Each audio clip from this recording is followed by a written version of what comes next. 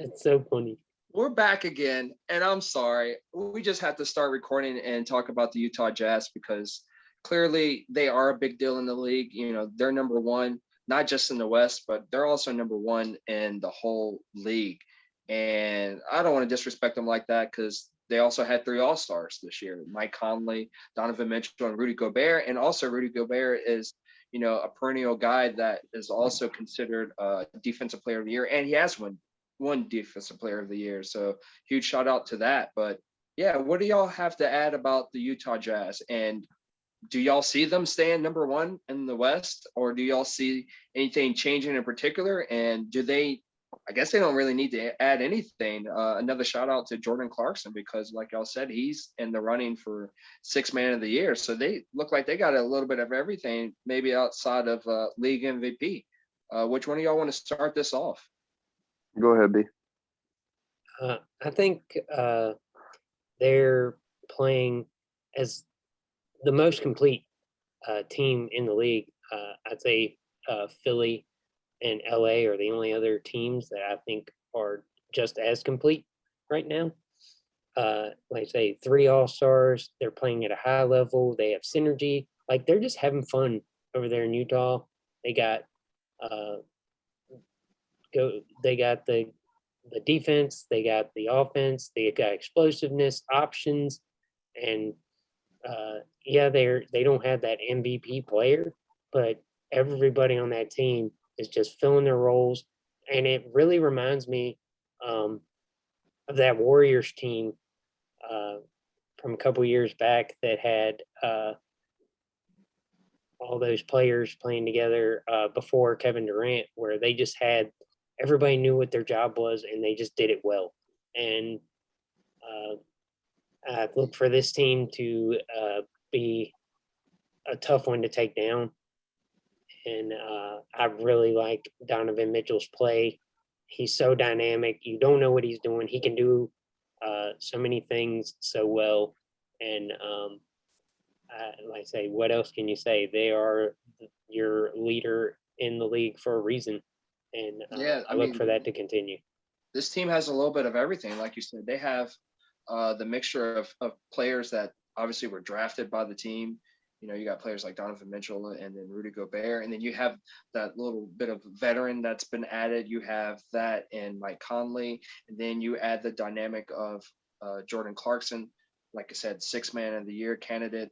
It's great off the bench, has that spark and that fire energy as far as scoring ability, and doesn't really he's somebody that should be a starter, kind of like Lou Williams back last year and maybe the year before, that just deserving of a starting spot, but definitely very effective coming off the bench. And teams have a hard time competing with that bench for sure. I mean, even Joe Ingles, who occasionally starts in the place of a Mike Conley or Donovan Mitchell due to injury or just rest.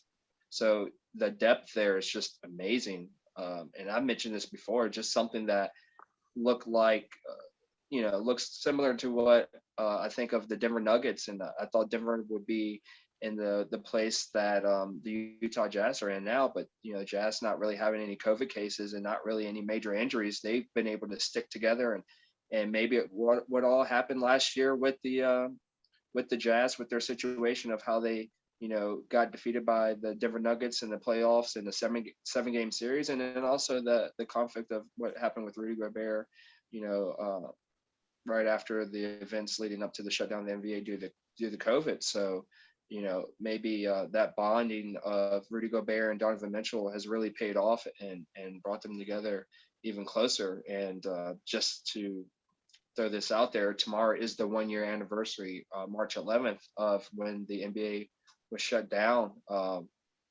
heard something today on ESPN radio coming home from work where, they're going to ask some people, do you remember where you were, what you were doing when the NBA was shut down? Just to give my small story, I think I was at work and I think I saw the announcement on ESPN.com, a red headline in bold that Rudy Gobert was the first NBA player tested positive for COVID.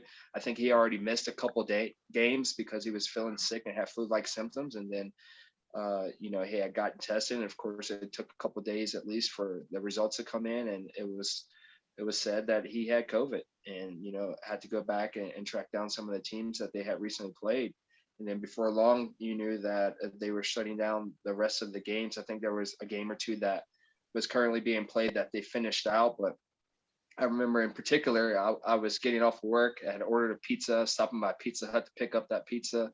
And I was prepared to come home and watch the OKC game. And I couldn't remember who they were playing, and, they got shut down, and saw the images in the video feed of them telling their fans, and based almost at the same, right before they told the fans, they told the players about what happened, and that the game wasn't going to be played, so they escorted the players off the court initially, uh, along with the coaching staff, and then made the announcement to the fans of what happened, and then that there wouldn't be any games played. um, B, do you remember where you were or what was going on through your head when COVID hit last year, as far as Rudy Gobert coming in contact with COVID, or having COVID? I was actually on recovery from a broken elbow, a basketball related injury, when everything was going on. So I I was on light duty. I was pretty late. I didn't get the news until way later in the night. Everything was happening. It was all sort of surreal. It was weird. I was talking and looking through my social media feed, and said this was the last normal week and nobody even knew. And it really was the NBA shutdown that just really started to say, hey, things are about to be different in a big way. And I do think, like you, that that experience really helped to build their team's chemistry and camaraderie. They had to overcome like the cavalier nature of Gobert's actions out of that, and the infection of other teammates, and having to grow through mistakes and forgiveness to really build their relationships. And you can see it on the court. Like, these guys care about each other. They're there to win together, and it's really fun to watch. Yeah, it's definitely a complete turnaround, and then yeah, just the effects of what transpired from them seeming like, okay, are they going to have to trade Rudy Gobert because of Donovan Mitchell not really getting along with his teammate? But to bring things full circle, and to increase their relationship, and on the court and personally, has been amazing to see, and the results are definitely speaking for themselves.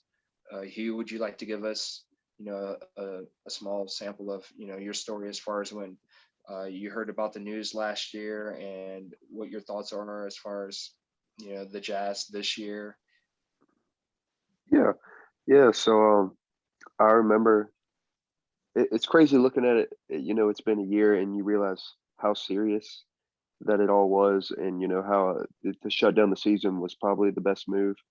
Um, because at the time, I remember I was at work, obviously with you, when that news broke.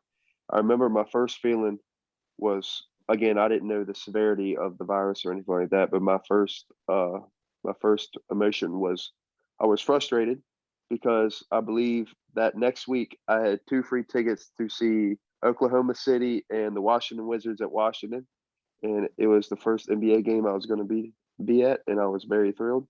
And so yeah, I think about a week before, I think those, I don't remember what day of the week they shut down the NBA season, but I remember my tickets were on a Thursday, I believe, um, to a game, and I think it was around a week or so. So yeah, looking back on it now, it's definitely understanding. But I remember at the time I was more frustrated, frustrated than anything. But yeah, and then to touch on Utah, like y'all did good touching on stuff. They're obviously, they have the best record in the league.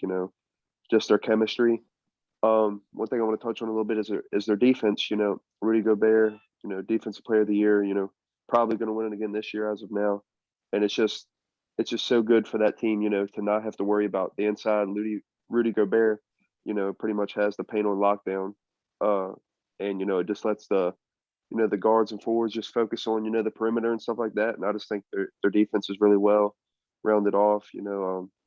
Like I said earlier, Clarkson off the bench. I think he's the sixth man of the year. Joe Ingles, like you touched on, D.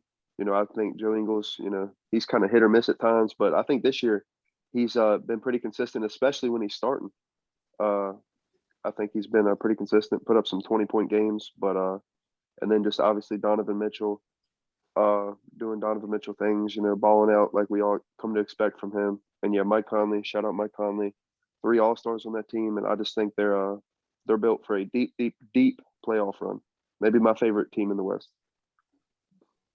Yeah, I think it's definitely going to bring some excitement to the playoffs because their mentality this year should be no different than last year's bubble, but definitely with the chip on their shoulder. And yeah, like B had mentioned, just the disrespect of what happened with the NBA All-Star draft between Kevin Durant and LeBron James.